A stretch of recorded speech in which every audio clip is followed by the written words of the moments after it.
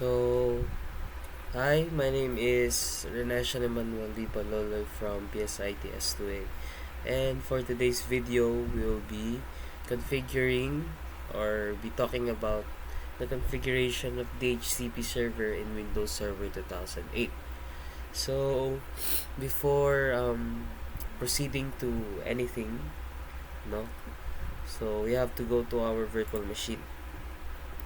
And once you load up your virtual machine, your VirtualBox manager, we have to go to our Windows Server 2008 virtual machine and change one setting.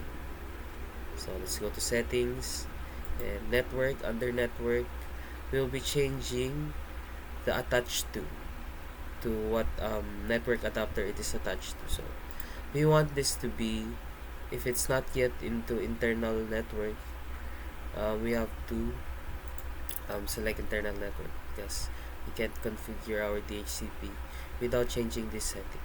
So selecting that will change its name to intnet, and after that we're good to go. So okay, and now I previously did this na. So let's just go to our presentation.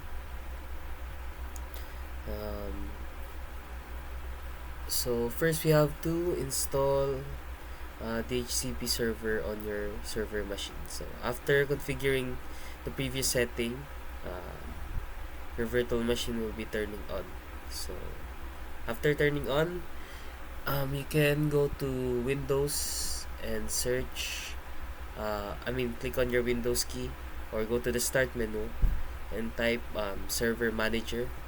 And after clicking server manager, you can see the server roles. So you'll be selecting DHCP server. So just follow the installation steps and requirements, and the end result, or after installing, it will be showing that the installation is successful, like in the picture. So after installing your DHCP server, you will be selecting your domain. So I previously made a domain in the past videos, so I'll not be showing it this time, so it's a different video. So but we'll be selecting the previously made domain, and after we have to expand that on the sidebar and click on IPv4. So after selecting IPv4, we right click on it and click on new scope. So we'll be creating a new scope. So for this case, we'll be creating two scopes, one for males and one for females of the class S1A. So there will be one section but two scopes because we'll be doing males and females. So like what I did here, I put in the name S1A, the name of the section, and description will be male. So we'll be adding the IP address, default gateway. So in this case, the requirement was 8.8.8.8 and 8.8.4.4. So after setting our default gateway, we have to specify the address range. So in this case, the given was using for males to use 10.0.0.1 to start with that, and the end IP address will depend on how many male students we'll be having in that class. So let's say we have 31 male students in that class, so the end IP address will be 10.0.0.31. And for the configuration settings of propagated DHCP client, the length will be 8 and our subnet mask will be 255.0.0.0. So after specifying our address range for the scope, we will specify the list duration. So in the requirement, it is asked for us to do 16 hours for our list duration. So what is a list duration? The list duration specifies how long a client can use an IP address from the scope. So least duration should typically be equal to the average time the computer is connected to the same physical network. And yeah, so again, we set it to 16 hours.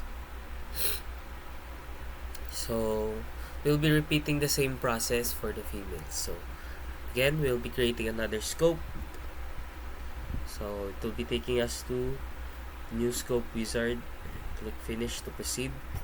Again, specify the address range. For this case, we are asked to use 172.16.0.1 as our start IP address, and end IP address with 172.16.0.26. Because in this case, we'll be having 26 female students or 26 IP addresses. Now, for the configuration setting that propagated DHCP client, we'll be having the length of 16 and the subnet mask of 255.255.0.0. Now we'll be adding our IP addresses or our default gateway IP addresses. So again, this is the IP addresses of a router used by the clients. So usually it is 8.8.8.8 and 8.8.4.4. So after specifying our default gateway, we will be specifying the least duration. So like in our previous scope, we'll be using 16 hours for our least duration in this scope as well. So after creating our two scopes, we have to verify if the additions we made are existing or is already there. So as we can see, we have a scope for males S1A, and the second scope will be for females of S1A.